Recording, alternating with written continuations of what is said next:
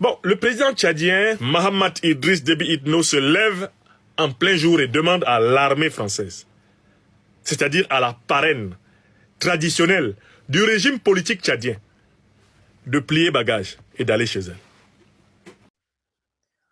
Bonjour à tous et bienvenue sur notre chaîne. Aujourd'hui, nous allons parler d'un sujet brûlant qui fait la une des médias internationaux.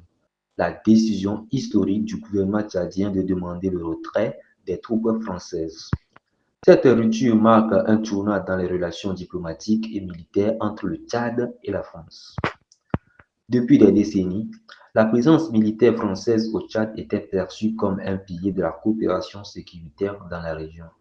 Mais ce 20 décembre 2024, un premier contingent de 120 soldats a quitté N'Djamena suite à une décision souveraine des autorités tchadiennes.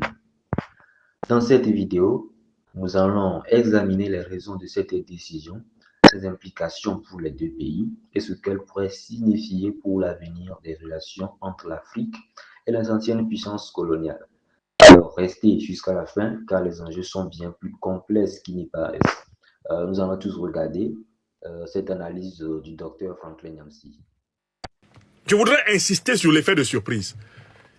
Ils n'ont pas vu venir cela à Paris. La preuve, Jean-Noël Barrot était en N'Djamena. Il était reçu par son homologue tchadien, le ministre Koulamala. Il était même amené visiter des bases militaires au Tchad, passer en revue des troupes tchadiennes et françaises, en compagnie de son homologue Koulamala.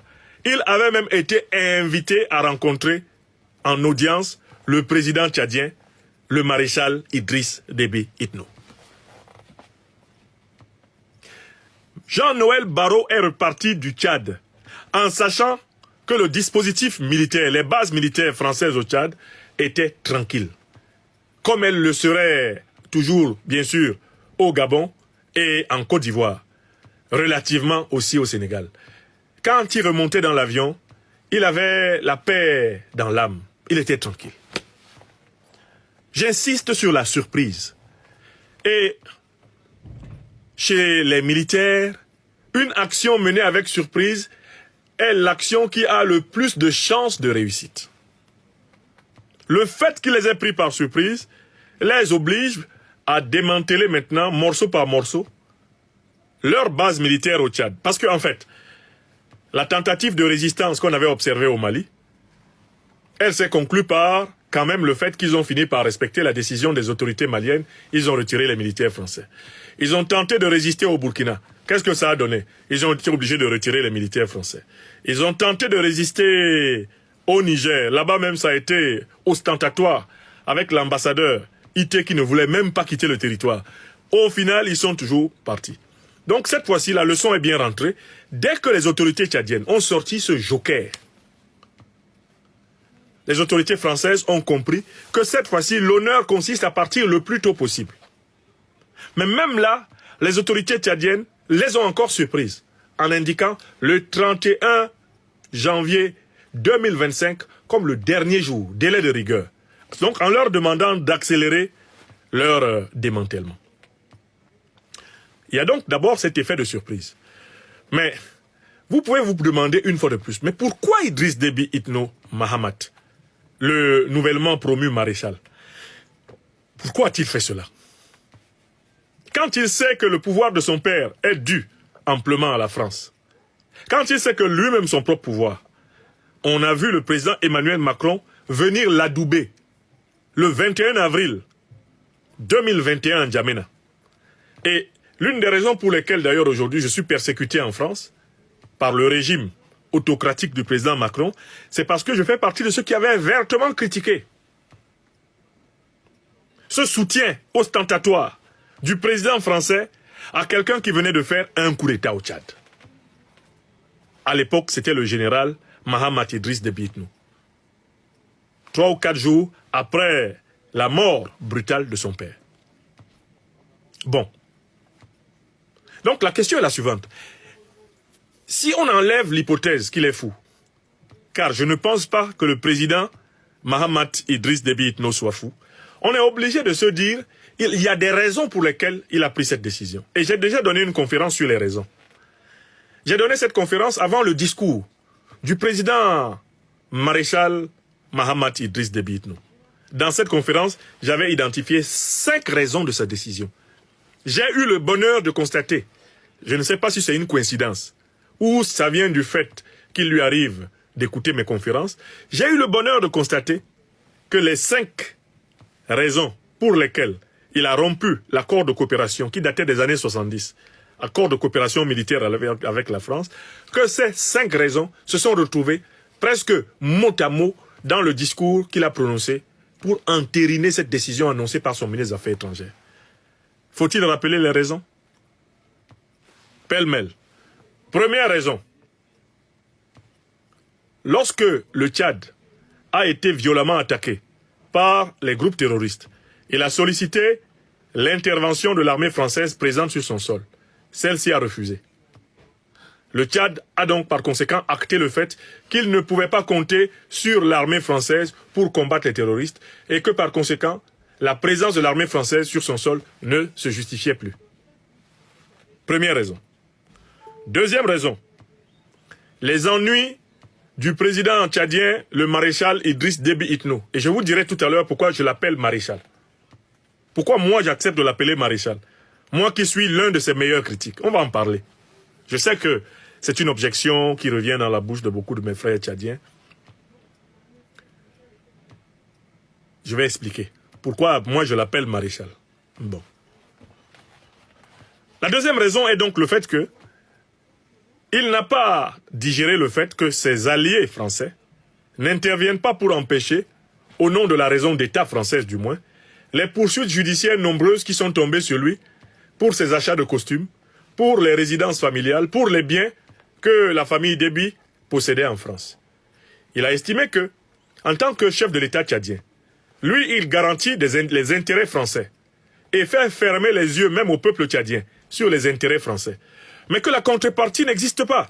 Si la France ne peut même pas faire fermer les yeux sur les biens que détiennent les Déby en France, mais c'est pas la peine de continuer à protéger les intérêts français au Tchad, alors qu'on ne peut même pas protéger la villa des Déby, les voitures des Déby, on ne peut même pas protéger leurs achats de vestes et même leurs achats de dessous. Si on ne peut pas protéger ça, ça ne sert à rien. Donc la deuxième raison, c'est le fait qu'il n'a pas vu la partie française lui garantir l'arrêt des poursuites qu'il estime en rupture avec le principe de la raison d'État, le principe diplomatique des intérêts vitaux respectifs. Ça, c'est la deuxième raison. Vous vous souvenez, j'avais dit ça, oui ou non? Troisième raison. La troisième raison est en rapport avec la politique intérieure tchadienne. Le président maréchal Mahamat Idriss Déby Itno n'a pas beaucoup aimé le fait qu'il ait été mis presque sur un même pied d'égalité, à un moment donné, avec celui qui est devenu brièvement son premier ministre, Succès Masra. Il n'a pas aimé cela. Il s'est rendu compte à un moment donné que Succès Masra était utilisé pour l'affaiblir. Et que lui, il était utilisé pour affaiblir Succès Masra, le tout afin de renforcer l'emprise du maître français sur le Tchad. Il n'a pas aimé qu'on le force à nommer Succès Masra Premier ministre. Voilà pourquoi il s'est empressé de le rouler dans la farine, de le littéralement pulvériser aux élections, et ensuite de le chasser de la primature comme un malpropre, allant même jusqu'à lui enlever le passeport diplomatique qu'il aurait pu lui laisser, en vertu de ses avantages d'ancien Premier ministre. Ça, c'est la troisième raison. Mahamat Idriss Déby Itno a très peu goûté le fait que, à un moment donné, les politiques français et les politiques américains se comportaient avec Succès Masra comme si celui-ci était un coprésident de la République du Tchad. Comme si on était dans un bicéphalisme républicain. Mahamat Idriss Déby Itno n'a pas beaucoup aimé ça. C'est la troisième raison. Donc, quand j'ai lu son livre de Bédouin à président et que j'ai vu les paragraphes, alors que Succès Masra était encore son premier ministre, j'ai vu les paragraphes, mais acrimonieux, qu'il a écrit contre Succès Masra, à qui d'ailleurs il a dédicacé le livre. Succès Masra recevant le livre avec un grand sourire. Dans le livre, il accusait Masra de lui avoir fait forcer la main par la France, les États-Unis et le Congo-Kinshasa pour être nommé Premier ministre. Il l'accusait d'avoir jeté dans la rue ses partisans au mois d'octobre 2023, oui, au mois d'octobre 2023, pour provoquer un bain de sang dans l'espoir que cela le fasse chuter. C'est écrit dans le livre. Le livre est là, de Bédouin à président, c'est dans la maison ici. Après avoir procédé à une critique extrêmement caustique du livre de Masra, j'avais fait strictement une critique, mais extrêmement radicale, du livre du président Mahamat Idriss Déby Itno. Vous vous en souvenez? Vous vous en souvenez, oui ou non? Parce que l'homme avance et il laisse des traces. Mais j'avais constaté que c'était un marché de dupes. L'accord de Kinshasa, c'était à qui trompe mieux. C'était attends, tu vas voir. On aurait pu renommer. Aujourd'hui, on peut réécrire l'accord de Kinshasa. On peut lui donner un nouveau nom. On peut l'appeler attends, tu vas voir. Ce n'était pas un accord donnant-donnant. Ce n'était pas un accord gagnant-gagnant. Ce n'était pas un accord équitable. C'était un accord attends, tu vas voir. Tu vas voir comment je vais te faire. Et Masra pensait que c'est lui qui allait faire. Kaka, comme les